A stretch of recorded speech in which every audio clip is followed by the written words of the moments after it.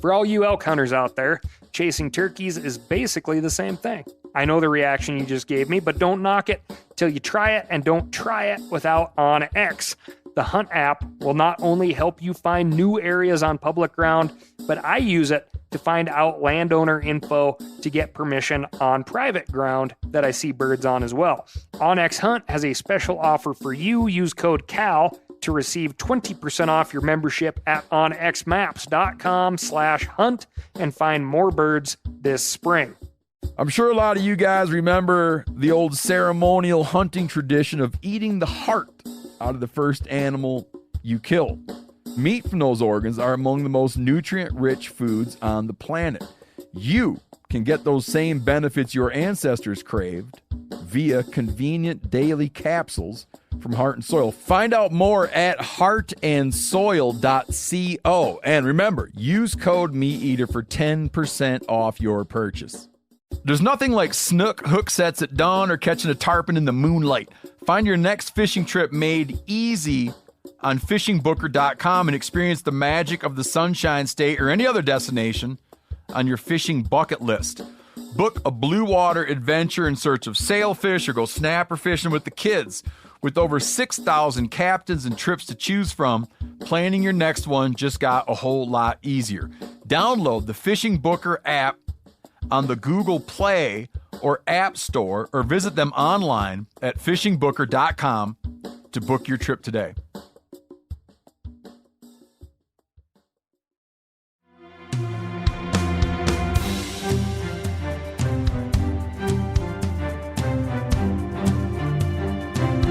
From MeatEater's World News Headquarters in Bozeman, Montana, this is Cal's Week in Review with Ryan Cal Callahan. Now, here's Cal. The state that gave us Tennessee whiskey and Jack Daniels has banned alcohol consumption in every wildlife management area in the state. The Tennessee Wildlife Resource Agency made the announcement last week due to what they say are unacceptably high levels of alcohol-induced ATV crashes. Folks were getting liquored up before tearing up the trails in four-wheelers and side-by-sides, and officials decided enough was enough. Local media reports that there were 50 life flights in 2022 alone in a single Tennessee county, all to rescue injured ATV drivers. A spokesperson for the TWRA said they're also concerned about families with kids riding the trails, as well as hunters who use the areas. Folks will still be able to drink at campgrounds and along waterways. However, officials warn that they'll no longer be tolerating drunk or disorderly conduct. This week, we've got the legislation, moose, and CWD, but first I'm going to tell you about my week. And well, we got a lot going on. I'm sure you know the hit list by now. First, thank you to everyone who came out to Rendezvous, and thank you to everyone who has purchased tickets for the live show. And if you want to help more by funding conservation, the TRCP sweepstakes is going on right now. TRCP, the Teddy Roosevelt Conservation Partnership, does a ton of great work up on the Hill and on the ground. Cal's Week in Review news, that midweek drop that we're doing, the extra drop, it's still happening, as long as you want it. So please write in and let Jordan and I know who you want to hear from next or what we should be discussing. Such as, and you may recall this, that we had an access opportunity come up here in Montana in the proposed hunting regulation changes. That access opportunity was to lift a closure on the lower Yellowstone River, I think about 87 miles. That closure is specific to migratory birds. So you can still run jet boats down there, you can hunt deer and upland birds from the river, but you just cannot hunt ducks and geese. Biologically speaking, the reason for this closure was to provide a safe zone for the Canada goose population to rebound, which I know that's hard to imagine, low Canada goose numbers. But yeah, there's a lot of Canada geese these days. However, due to what some people call overwhelming hunter opposition to this proposed regulation change, that temporary and biologically justified closure will remain in place, even though it's no longer biologically justified. Now, as I have said, I think it's really odd to want less access to hunting, especially when hunters always go through the roof when closures are suggested. Restrictions of much any kind solicit responses of hidden anti-hunting agendas and calls to tell it like it is. This is a permanent closure. and on and on and on. But in this case, the objective has been met, and it seems like a lot of hunters have come to love the overabundance of Canada geese, and I can only assume have invested a ton of cash in big, expensive field hunting spreads. And they don't want to see any less action, or should we call it return on investment? That's just a for instance, something we could chat about. If anyone would like to hear about such things, just write into ASKCAL. That's askcal at themeateater.com. That's what that midweek special drop's for, and I'll keep tapping all my conservation group contacts to hit on who they are, what they do, and how to get involved, because I know you like that. Also, we just launched Meat Eater Experiences, where you can come on like a guided trip. Come angle with the Meat Eater crew, for instance, or come smack some ducks. There's a lot more to it than just that. We're going to throw in a bunch of gear, cooking instruction, filleting instruction, plucking knowledge, and a whole lot more. So if you're into that, check it out. We'd love to see you. All right, moving on to the legislative desk. I know I got a bad Legislation! and it isn't just talk. A bill has been reintroduced in the Illinois General Assembly that would dramatically expand stream access across the state. Unlike many other states, Illinois allows landowners to own both the stream bed and the water flowing through that area. This allows landowners to block access to tens of thousands of miles of rivers and streams that would be public in most other states. In fact, of the 87,000 miles of streams and rivers in the land of Lincoln, only 2,000 miles are open to the public. Illinois Bill HB 4708 would change that by allowing the public to access any segment of a lake, river, or stream that is capable of supporting use by commercial or recreational watercraft for a substantial part of the year. This would represent a major change in Illinois, and I know landowners will have serious concerns, but many other states operate under this paradigm, including Montana and Texas. Why? Because it's freedom, people. Freedom to navigate our rivers. 87,000 miles! Think of it. I'll tell you right now, in the state of Montana, we don't see mass vandalism or private property damage. People just float through, happily enjoying the opportunity to fish and recreate on public waterways, which happens to be like part of the U.S. Constitution. Why we got away from old King George, like in that nice musical we have. You'll be back, soon you'll see. You remember you belong to me. Anyway, if you live in Illinois, send a note to your state legislators saying you support HB 4708. Wildlife officials in Virginia are looking at ways to mitigate conflict between landowners and hunters, specifically hound hunters. As we've covered on this podcast before, Virginia landowners have voiced frustration with hunting dogs being allowed on their property. We've seen several instances of dogs being shot and killed by those landowners, and hunters have been rightfully outraged by those incidents. To address this issue, the Department of Wildlife Resources put together an advisory committee to suggest changes to mitigate these conflicts. They've officially proposed 2 changes that the public will be asking to weigh in on. One would require use of GPS dog collars for any dog used in deer or bear hunting if the animal is not already restrained. The other proposal would require a hunter to exercise, quote, reasonable efforts to prevent dogs from entering a landowner's property if either the landowner or a conservation police officer has stated that the dogs are not welcomed. The comment period has not officially opened as of this recording, but Virginians will have 45 days to voice their opinions once it does. Down in Mississippi, the legislature is considering a bill that would add an additional month to the whitetail deer season. Mississippi is divided into 4 management areas, 3 of which have an archery season that begins September 30 and a final primitive weapon season that ends January 31st. House Bill 1555, that's 1555, authored by Representative Joey Hood, would extend the primitive weapon and regular gun season through February 28th for the entire state. The Southeast Management Area already has an archery and primitive weapons season that ends February 15th to accommodate that area's later than usual rut. But the rest of the state follows a more standard season structure for southern states. It's already 4 months long, and this bill would add an additional month of gun season. But as politicians sometimes forget, there's a biological reason the seasons are structured like they are. Bucks in the northern portion of the state can lose their antlers in February. If the season ran through the end of February, hunters could easily mistake a buck for a doe. That kind of uncertainty makes hunter management much more difficult, which is probably why this proposal is coming from the legislature and not the Mississippi Department of Wildlife, Fisheries, and Parks. Hunters should almost always welcome new opportunities, but I don't think this one has good scientific justification.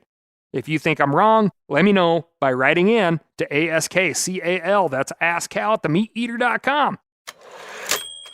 Staying in the Magnolia State, another bill before the Mississippi legislature would increase penalties for hunters who trespass on private property.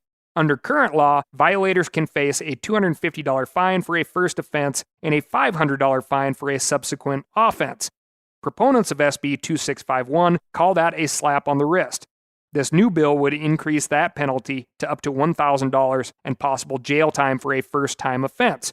Repeat offenders would have their hunting and fishing license revoked for 1 year, and they'd have to pay $500 to get it back. In addition, if the poacher successfully bags an animal while trespassing, they will be charged a fee between $100 and $500 for each animal possessed. If you trespass onto someone else's pond and catch yourself a mess of catfish, those penalties can add up quick. The idea to increase penalties was first proposed to the Commission on Wildlife, Fisheries, and Parks by former Lieutenant Governor Eddie Briggs. He says that poaching and trespassing have become, or maybe just still is, a part of the culture in some areas of the state, and he wants to put a stop to that behavior.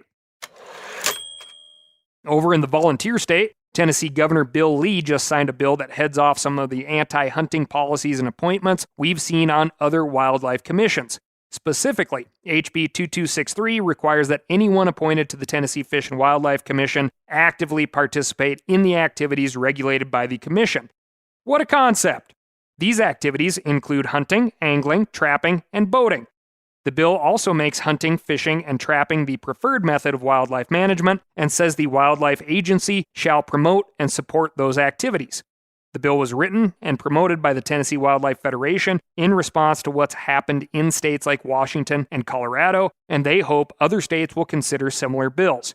If you live in Tennessee, send a note of thanks to your legislator if they voted for the bill and to Governor Lee. For everyone else, get in touch with your state conservation org to see if similar bills are in the works. It would be cool to see bills like this passed in every state. Jumping from the state to the national level, the U.S. House of Representatives just passed the Bipartisan Explore Act. The acronym stands for Expanding Public Lands Outdoor Recreation Experiences, and the text of the bill does exactly that. The bill is long and wide-ranging, but its overall goal is to modernize outdoor recreation management and make public lands more accessible. It would expedite and simplify the permitting process for accessing public lands and waters, improve outdoor recreation data and infrastructure, create fee-less public shooting ranges in each BLM district or national forest, and establish a grant program for the inspection and decontamination of watercraft to avoid the spread of aquatic invasive species, among many other provisions.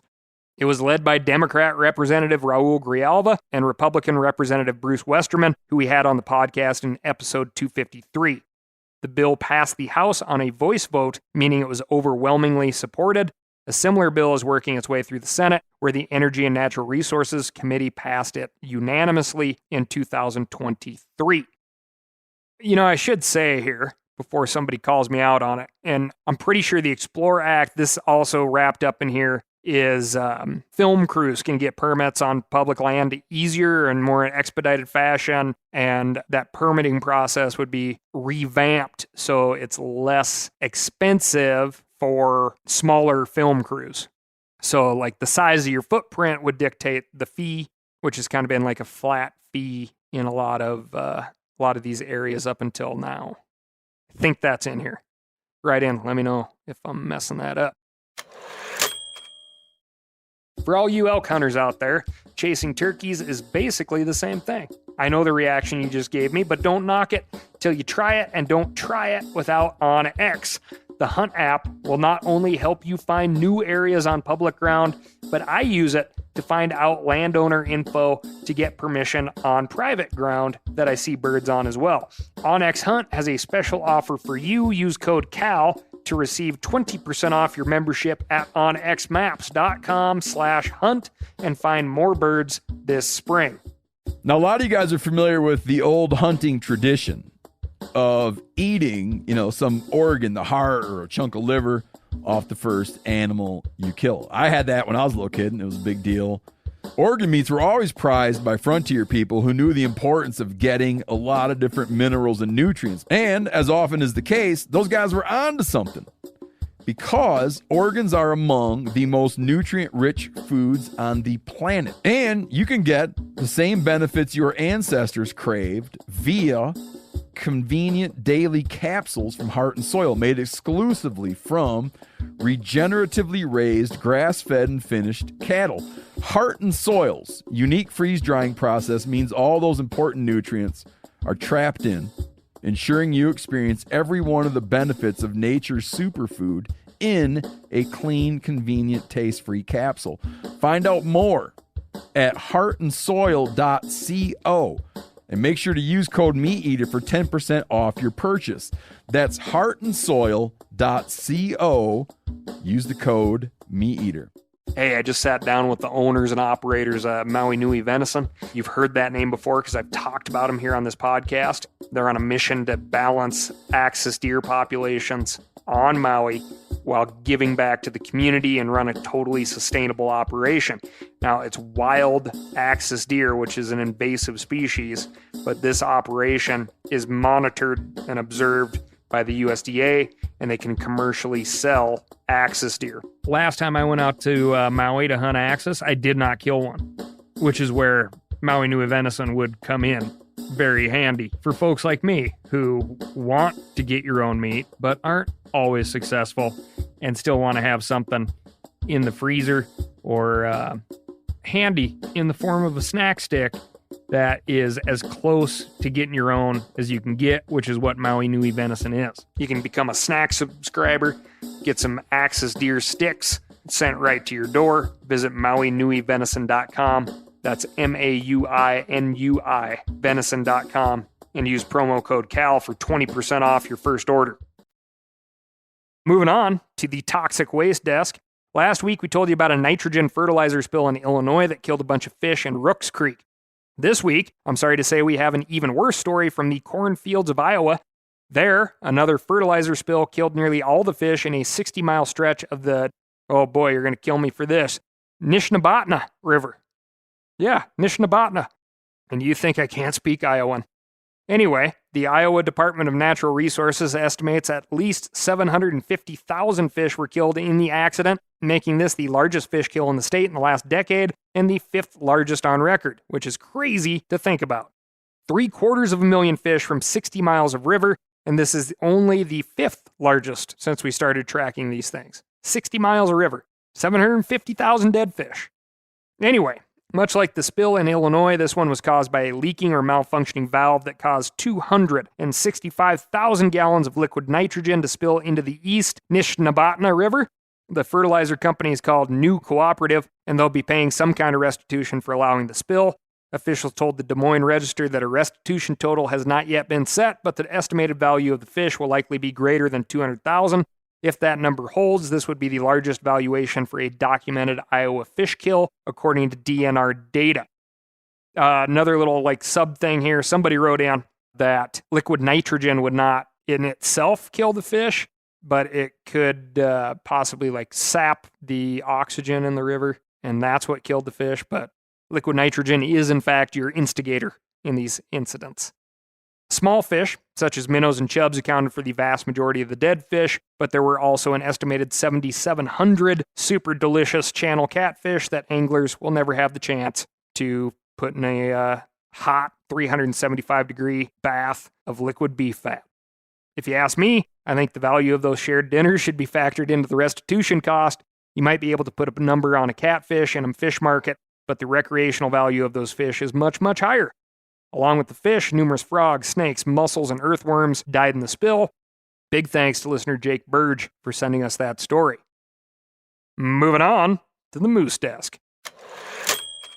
Nevada is planning the state's first moose hunt as the population of North America's largest cervid has grown to about 100 in the northeast corner of the state. The first moose was spotted in Nevada in the 1950s, and since then the population has grown slowly. However, Recent years have seen a much faster expansion. Since 2018, the population has doubled from 30 to 50 individuals, and state biologists say it's set to expand even more in coming years. It's common for cows to give birth to twins, and their relatively temperate climate means the calf survival rate is high. Now, applicants are open for several bull moose tags for the 2024 to 2025 season. Applications are open to residents only, but the tag allows for any legal weapon to be used. Biologists haven't actually confirmed the exact number of tags yet, but it sounds like it will be between 1 and 3. Of course, no hunt is without controversy. Anti-hunting groups are opposed to any hunt for whatever reason, but there is also some question about whether moose will be in Nevada for much longer if left alone. Historically, moose have tended to avoid places where temperatures regularly exceed 68 degrees Fahrenheit. One study of moose in Nevada found that the animals spend nearly half of their time in areas where that thermal threshold was exceeded about 150 days a year. That's not ideal for what we think we know about moose, but the Silver State is set to get even hotter as climate change bumps up average temperatures. Those opposed to the hunt argue that given this tenuous future, we shouldn't kill any of the horse-sized deer. We should be enjoying the moose while they're here instead of hunting them as soon as we're able. What many of these critics don't take into consideration is that the hunt isn't being called because the population is too large. There is a surprising amount of decent moose habitat in northeastern Nevada, but right now some areas have too many bulls, which can be unhealthy for cows and calves, especially during the rut. The very small number of tags are meant to bring that male-female ratio into better balance in those few areas that need it.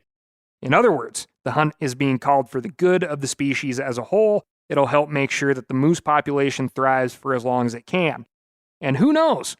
Maybe moose will be able to adapt to a warmer climate better than we think they will. It wouldn't be the first time nature has surprised us with her resiliency.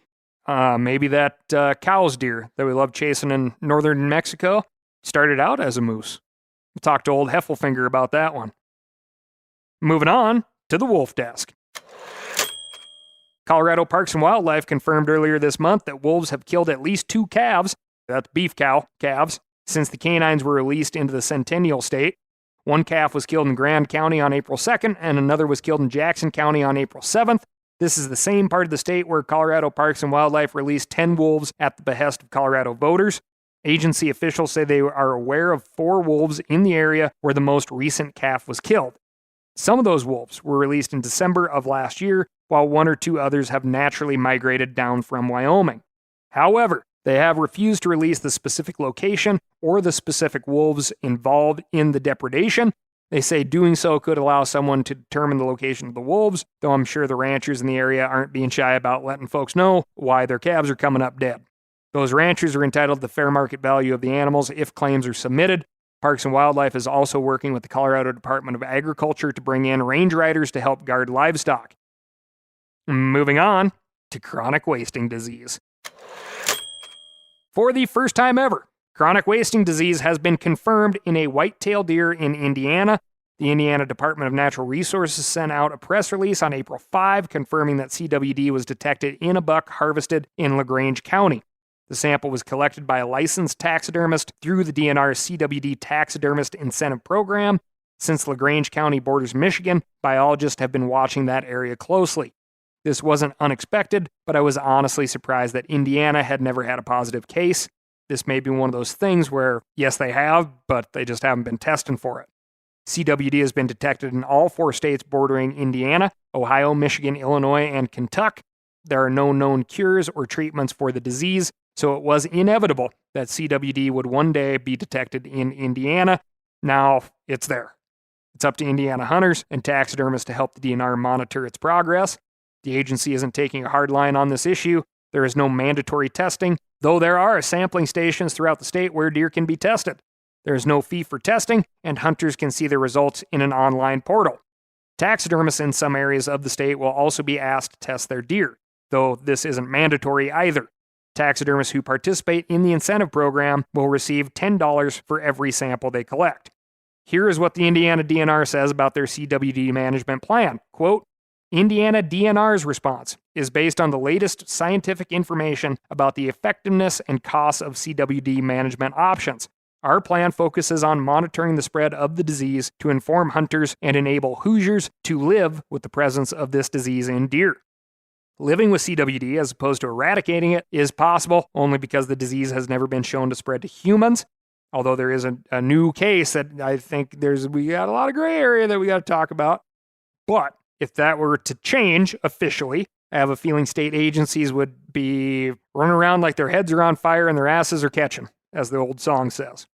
Unfortunately, there's no guarantee that the status quo will always be the status quo. A short article published in the journal Neurology highlights the case of two men who both died of Creutzfeldt-Jakob disease, or CJD.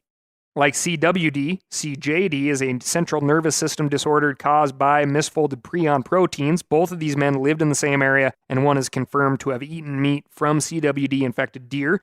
The other ate venison from the same deer population, though the authors don't confirm whether he'd also eaten CWD-positive venison. The authors conclude, quote, the patient's history, including a similar case in his social group, suggests a possible, novel, which means new, animal-to-human transmission of CWD. Based on non-human primate and mouse models, cross-species transmission of CJD is plausible. They stress that causation remains unproven. It could just be a coincidence. However, because it's tough to distinguish CJD from CWD, it's not possible to definitively rule out chronic wasting disease in these cases. If CWD ever spreads to humans, it would be the biggest thing to hit North American hunting in a generation, maybe ever. If there are any updates, you know where to find them. That's all I got for you this week. Thank you so much for listening. And remember to write in to ASKCAL at themeateater.com and let me know what's going on in your neck of the woods. Thanks again, and we'll talk to you next week.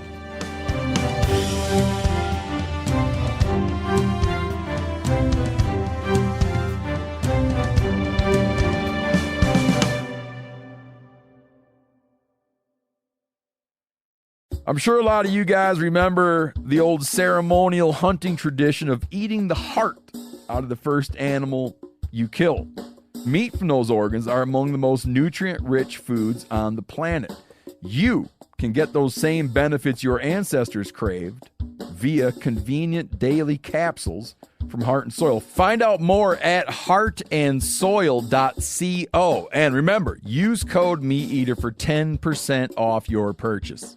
Hey, I just sat down with the owners and operators of Maui Nui Venison. They're on a mission to balance axis deer populations on Maui while giving back to the community and run a totally sustainable operation. For folks like me who want to get your own meat but aren't always successful, you can become a snack subscriber, get some axis deer sticks sent right to your door. Visit MauiNuiVenison.com.